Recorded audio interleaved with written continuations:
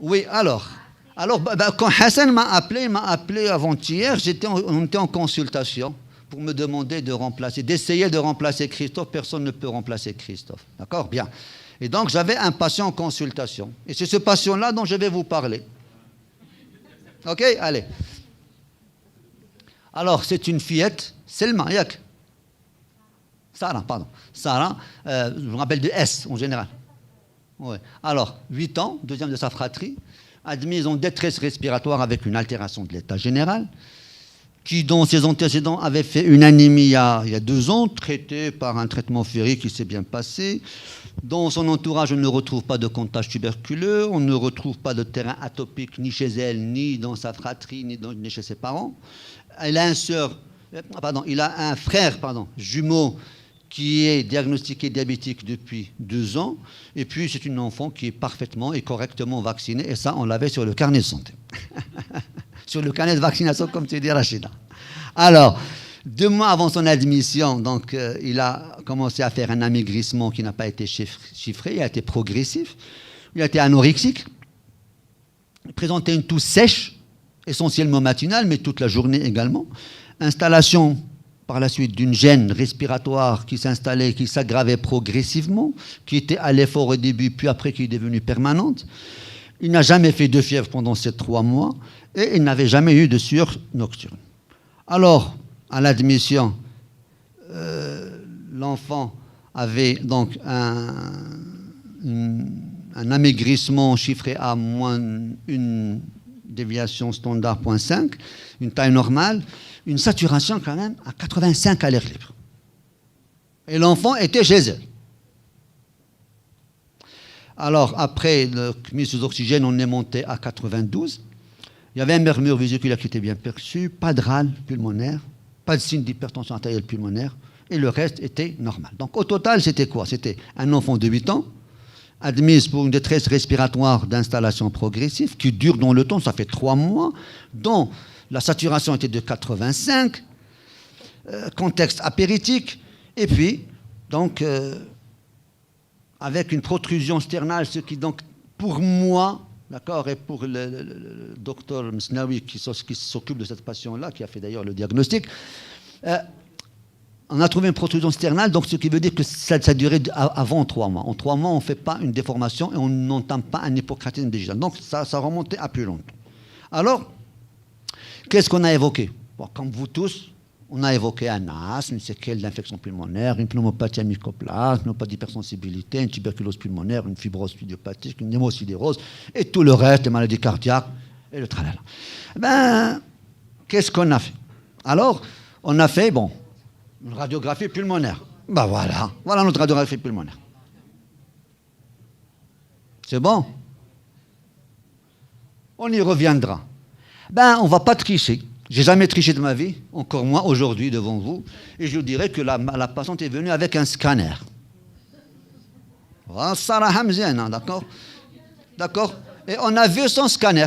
Abid billati ad nshoufoha. Goli à la radio, vas-y. Parce qu'il y a à dire à la radio. Comparez la poche à air gastrique et les poumons. La poche à air gastrique est plus sombre que le poumon. Donc le poumon n'est pas très clair. Donc le poumon, il y a une diminution de transparence du poumon. Donc il y a quelque chose dans le poumon. Donc on va voir. Alors on affine les choses. Interstitielles. Allez, on affine. C'est ce que je vous disais qu'il interprétait bien. Voilà la preuve. Allez.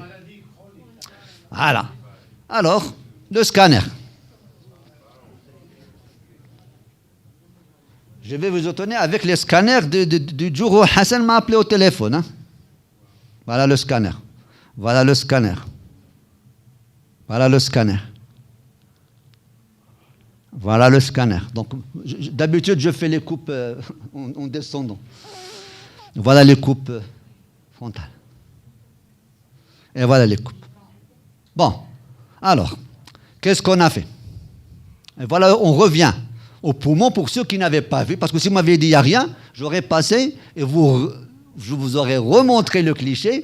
Et la simple chose, c'est de voir que, regardez, la poche à air gastrique est beaucoup plus aérée que le poumon, alors que le poumon est un organe aéré. D'accord? Bien. Donc, qu'est-ce qu'on a fait? Ah ben, Nada a refait son interrogatoire. On a fait un bilan biologique qui montre numération normale, pas d'hyperleucocytose, pas d'anémie, CRP négative, procalcitonine négative. Il n'y avait pas de processus inflammatoire, il n'y avait pas de processus infectieux. Bon. Alors, Nada a refait son interrogatoire.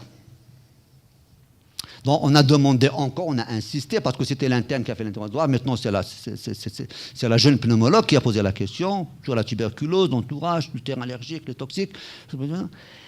Et à la dernière question, on a ça. Notre chère Sarah avait, quand même, depuis 2 ans, 15 perruches, 2 pigeons migrateurs et un perroquet gabonais. Et en venant en voiture tout à l'heure, Nadan me disait qu'elle mettait ces petits perroquets sur la joue et les embrassait. Et donc, nous avons pensé, bien sûr, voilà, il nous a même envoyé des photos de son arsenal, de son zoo à domicile. Regardez. Tout ça, c'est ça, elle. Ce n'est pas des photos d'Internet. Hein. C'est les photos de notre patiente. À défaut de vous montrer ma patiente, je vous présente ces perroquets.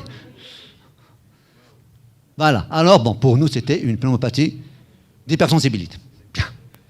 Alors, on a traité, on a refait notre scanner. Voilà le scanner, où on voit encore de l'interstice. Il y a que c'est Abid.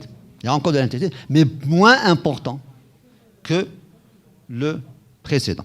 Et c'est un scanner qui a été fait après traitement. Donc, après son bolus de corticoïdes.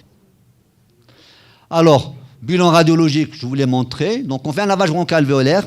On voit que c'est une prédominance de globules blancs plus que de cellules épithéliales et qu'au sein des globules blancs, on a une prédominance lymphocytaire à 65% de lymphocytes et on a une chute du rapport CD4 sur CD8 qui devrait être aux alentours de 1. Il était à 0,8.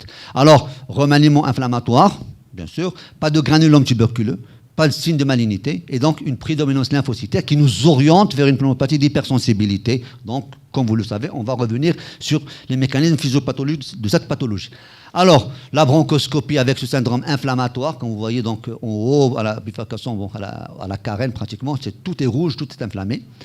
Alors, les coupes de notre pathologiste, bon, comme moi je ne sais pas les lire, mais bon, par honnêteté, je vous les présente. Moi, il me dit que c'est une prédominance lymphocytaire avec les colorations spéciales. Alors, on fait des dosages d'immunoglobuline G pour les lésions aspergillaires qui peuvent accompagner une certaine alvéolite extrinsèque, qui était négative. Par contre, les précipitines IgG pour les éleveurs d'oiseaux étaient positives. Et nous le voyons ici sur le qui nous est parvenu. On a traité avant de recevoir le traitement parce que c'est parti, ça n'a pas été fait au Maroc. Donc, avant qu'on ait les résultats, on a démarré notre traitement. Parce que nous allons voir quels sont les critères diagnostiques pour une pneumopathie d'hypersensibilité. Donc, éleveur d'oiseaux, confirmé. Alors, on fait d'autres bilans, donc l'immunoglobulines totale. On est contrasté par des IgE, d'accord, qui sont élevés. Donc, alors que le mécanisme ici, ce n'est pas IgE médié, c'est IgG médié. Et nous allons voir tout à l'heure.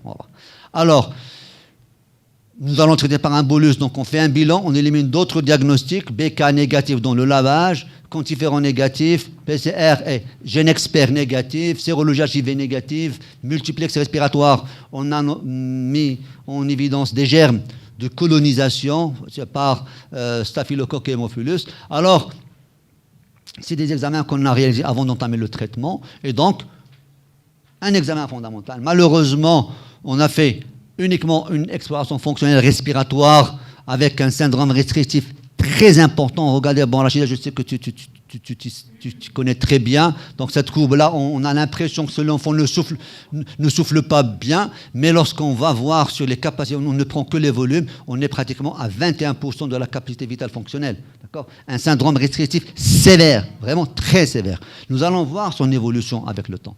Alors, échographie pour voir la fonction cardiaque qui était normale. On avait fait le bilan infectieux, donc on a traité. On a traité donc par la méthylprédnisolone à très très très forte dose, antibiothérapie pour couvrir l'épisode de ce bolus, l'éviction totale. Ah ben, est-ce que vous savez, c'est la première fois que ça m'arrive. Un enfant dans ma consultation qui ne me parle pas. Il y a Canada. Il me déteste. Je lui ai enlevé les oiseaux. Il nous déteste. Il nous déteste, mais pas possible. Il est content, il est fier, il est content, il est satisfait des résultats, mais il nous hait. Il nous hait. Donc, faites-vous haïr par vos patients, si c'est le cas. Éviction totale. Donc, on est arrivé quand même à un sevrage d'oxygène après le 3e jour, alors qu'il était à 85 de saturation. Et on a pris un relais par une corticothérapie orale à raison de 2 mg kg. Bon, très forte dose là encore pendant 1 mois. Et qu'on a entamé la dégression le 9. Le 9, on a commencé la dégression. Alors, nous avons, qu'on l'a vu en consultation le 9-5, en régression de la dyspnée, régression de l'atout, repris de l'activité physique, repris de la scolarité. Il commence à courir. Saturation spontanée à l'air libre 98. Prise pondérale de 3 kg. Bon, ça c'est les corticoïdes. Une tension. Bon, il n'y a pas d'effet de secondaire de corticoïdes, tension normale et ionogramme et glycémie normale. Alors, on refait une exploitation fonctionnelle respiratoire. Elle s'est améliorée et on voit qu'on est passé à 65. On est de 21 à 65, donc on a récupéré de la capacité pulmonaire. Donc, c'est un syndrome restrictif sévère. On est un syndrome restrictif modéré à sévère. OK ? Alors, cette fois-ci, on a pu faire un autre élément qui est important pour nous, c'est la diffusion du monoxyde de carbone et on est à un taux de 70%. On dit qu'ils sont sévères entre 65 et 70, modérés entre 70 et 75, normal au-delà de 75. On est dans un état de modéré, donc un défaut de diffusion modéré chez elle. Alors, scanner du 24, scanner du 29 après bolus de corticoïdes et le scanner du 9 qui, d'après le radiologue, est strictement normalisé. Madame Chat, ne te tromperai pas, il n'y a qu'à Amel. Donc, sincèrement, on en est. C'est pour ça que j'ai préféré vous le présenter. J'étais tellement content le jour où Hassan m'a appelé pour le partager avec vous, ce cas-là. D'autant plus que c'est une pathologie très, très, très, très, très rare. Alors, pour vous parler de ces pathologies, donc je vais faire 4-5 petites plaques, juste pour vous rappeler, j'ai le temps. D'accord ? Trois petites, quelques plaques, allez, je ne vais pas dire le nom. Non. Alors, elle est appelée aussi alvéolite allergique extrinsèque. Alors, il n'y a pas beaucoup de cas. Depuis 1960, il n'y a que 200 cas recensés chez l'enfant. Oui. Attends. Ça ne veut pas dire que ça veut dire que c'est encore sous-diagnostiqué. C'est encore sous-diagnostiqué. Donc, pensez-y. Si on n'avait pas posé la question, on ne se serait jamais rendu compte. Donc, uniquement 200 cas confirmés, publiés. Alors, l'incidence serait de 4 cas pour 1 million d'enfants. L'étiologie aviaire est la plus fréquente chez les enfants. Chez l'adulte, c'est les professionnels. C'est l'agriculteur, c'est le fermier, d'accord ? Et chez l'enfant, c'est en général l'environnement domestique et plus précisément l'aviaire, c'est-à-dire les oiseaux. Alors, c'est une pathologie de l'enfant, concerne l'enfant, alors qu'avant, on considérait que c'était uniquement l'adulte.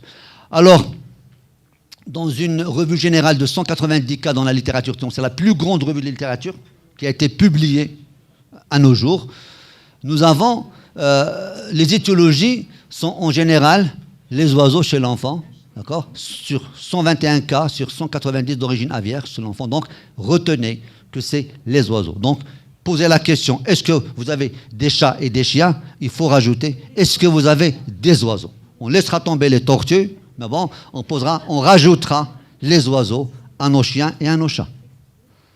Alors, sur le plan clinique, la toux est présente dans 86% des cas, elle était présente chez notre patiente. La dyspnée d'effort, 96%, elle était présente chez notre patiente. La dyspnée au repos, c'est 56% présente chez notre patiente. La perte de poids, aussi, l'amaigrissement, 67% présent chez notre patiente. La fièvre, 60% des cas, notre patiente était apéritique. Et sur les signes cliniques, on n'a pas trouvé de crépitation. Peut-être qu'on ne sait pas ausculter. Peut-être qu'on n'a pas bien ausculté, qu'on était tellement impressionné par les images, que peut-être qu'on n'a pas su ausculter. Donc, ce n'est pas exclu. Et l'hypocréatine digitale, présent. L'hypoxie était présente. Alors, sur l'environnement agricole, c'est les pathologies de l'adulte et c'est le poumon de fermier. Et nous avons le foin, le fourrage, la paille, les céréales, le fumier, tout ça. Mais chez l'enfant, c'est essentiellement l'hypersensibilité domestique. C'est les alvéolaires, les alvéolites aviaires domestiques. tourterelles, perruches, les inséparables, les perroquets, donc tout ceci, et qui représente pratiquement les 2/3 minimum de ces pathologies d'hypersensibilité pulmonaire. Alors, sur le plan physiopathologique, c'est assez, je dirais pas que c'est assez compliqué, c'est mixte. Nous savons que l'asthme, que l'urticaire, que la rhinite, c'est de l'hypersensibilité immédiate, c'est IgE médié. Là, c'est complexe, parce que nous avons à voir, d'abord, c'est une exposition à des agents extérieurs, c'est ce qu'on appelle alvéolite allergique extrinsèque, à des facteurs étrangers. C'est une exposition prolongée. On peut avoir une prédisposition génétique et il faut différencier le fait qu'il y a une pneumopathie d'hypersensibilité aiguë et chronique. Et le phénomène physiopathologique est différent.